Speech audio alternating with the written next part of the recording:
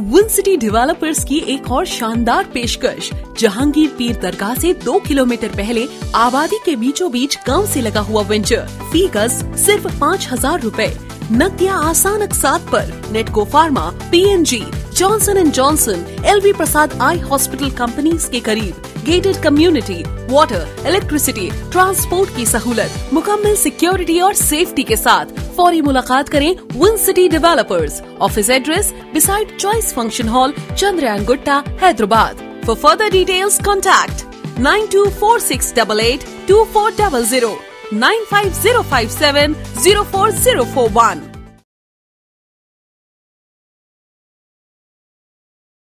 अस्सलाम वालेकुम, आप सभी का खैर मकदम में A18 तेलंगाना न्यूज़ पर। आज बरोज़ जुमा यानी फ्राइडे बतारीख 18 फरवरी का दिन है। आइए देखते हैं A18 तेलंगाना न्यूज़ का खास खबरनामा। बढ़ते हैं आज की अहम खबरों की जानिब।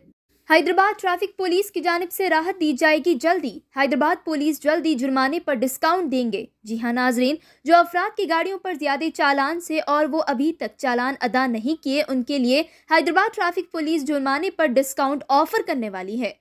न्यूज़ मीटर के मुताबिक Hyderabad joint commissioner of traffic AV Ranganath ने कहा कि वबा के सबब कई लोगों को माली तंगी का सामना करना पड़ रहा है। उन पर से बोझ कम करने जुर्माने पर डिस्काउंट दिया जाएगा जल्द ही। वाज़ेह है नाजरीन, शहर हैदराबाद में अदा नहीं किए गए चालान की कुल कीमत 600 करोड़ रुपए बताई जा रही है।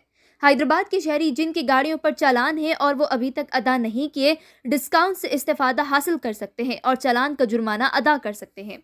MBA ग्रेजुएट शख्स जो हैदराबाद से गल्फ गए थे जॉब तलाश करने के सिलसिले में, उन्हें खतर में गिरफ्तार कर लिया गया। करीब 2 महीने हो गए वो गिरफ्तारी में हैं और उन पर इल्ज़ाम है कि वो नारकोटिक चीज़ लाए थे खतर को। लेकिन उस शख्स का और शख्स के घर वालों का कहना है कि वो बेगुनाह है, बेकसूर है। बताया जा रहा है वो टिश्यू पेपर में टाल्कम पाउडर डाले थे ताकि वो गर्मी से बच सके। रिपोर्ट्स के मुताबिक मोहम्मद नवाज 28 साल जो MBA ग्रेजुएट है, उपगुड़ा हैदराबाद पुराने शहर से, उन्हें 11 दिसंबर साल 2021 में गिरफ्तार किया गया था कस्टम्स ऑफिशियल्स की जानिब से दोहा में। तलाशी के दौरान लैपटॉप बैग में पाउडर जैसी चीज मिली, टिश्यू पेपर में लपटी हुई। फौरन नवाज को गिरफ्तार कर लिया गया था कस्टम्स की जानिब से।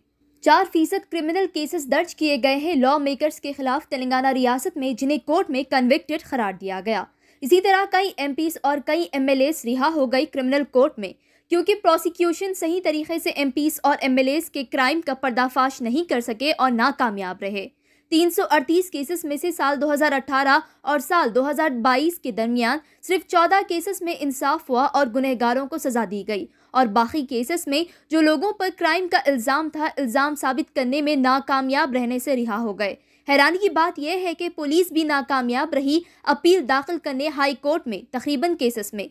वाज़ेह है नाजरीन, BJP MLA गोशा महल राजा सिंह, जिन पर इल्ज़ाम था कि वो ऑन ड्यूटी पुलिस ऑफिसर के साथ बदतमीजी किए और मारपीट किए, MLA राजा सिंह को कोर्ट में बेगुनाह करार देते हुए रिहा कर दिया गया।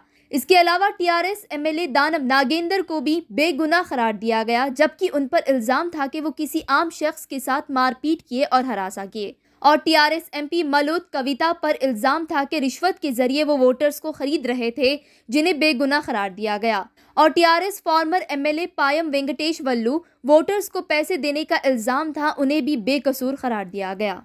न्यू वक्फ बोर्ड पैनल के इलेक्शन का आगाज हो चुका है। रियासती हुकूमत जल्दी अहम फैसले लेंगे मुख्तलिफ डिपार्टमेंट्स को मजबूत और कामयाब बनाने, खुसूसन मिनिस्ट्री ऑफ माइनॉरिटी वेलफेयर के तहत फैसले किए जाएंगे। जराये के मुताबिक करीब 2 ऑफिशियल, जिसमें IFS ऑफिसर भी है, ऑफिशियल ऑर्डर का इंतजार कर रहे हैं। और MJ अकबर, जो पहले special officer of Telangana Waqf board की हैसियत से काम किए थे और director of minority welfare department की हैसियत से काम किए थे, उन्हें जल्दी तेलंगाना माइनॉरिटी फाइनेंस कॉरपोरेशन या Telangana minorities residential educational institution society TMREIS की जिम्मेदारी दी जाएगी। और प्रोफेसर SA शुक्र, जो director of centre for education and development of minorities की हैसियत से काम किए थे, उन्हें secretary of Telangana state Urdu academy and special officer of Haj committee बनाया जा सकता है। IAS ऑफिसर आयशा मसरत खानम, जो फिलहाल deputy secretary panchayat raj and rural development के तौर पर ड्यूटी अंजाम दे रहे हैं, उन्हें जल्द ही CEO वक्फ बोर्ड बनाया जाएगा। इससे पहले IAS officer Ayesha Masrat Khanam district collector of Vikarabad के तौर पर भी सर्विस अंजाम दिए। फिलहाल IPS official Shahnawaz Qasim additional charge के तौर पर संभाल रहे हैं और कमिश्नर माइनॉरिटीज वेलफेयर बनने के बावजूद। इसके अलावा MLC फारूक हुसैन बुध के दिन नॉमिनेशन पेपर्स दाखिल किए MLC कोटा में आने वाले तेलंगाना वक्फ बोर्ड इलेक्शन के लिए, जो होम मिनिस्टर जनाब मोहम्मद महमूद अली के ज़ेरे निगरानी में मुनक़िद होगा और जल्द ही मोहम्मद सलीम को चेयरमैन की जगह से हटाया जाएगा। फरवरी की 17 तारीख को आखिरी तारीख थी नॉमिनेशन दाखिल करने के लिए। फरवरी 21 तारीख को विड्रॉल किया जाएगा और इलेक्शन फरवरी 28 को मुनक़िद होंगे। नतीजे उसी दिन ऐलान किए जाएंगे। जदीद मेंबर्स बोर्ड के लिए फरवरी 29 को चुने जाएंगे और हलफ लेंगे। This news is sponsored by Hira Banquet Hall, fully air conditioner at Sayyid Ali Chabutra near Shah Ghaus Hotel.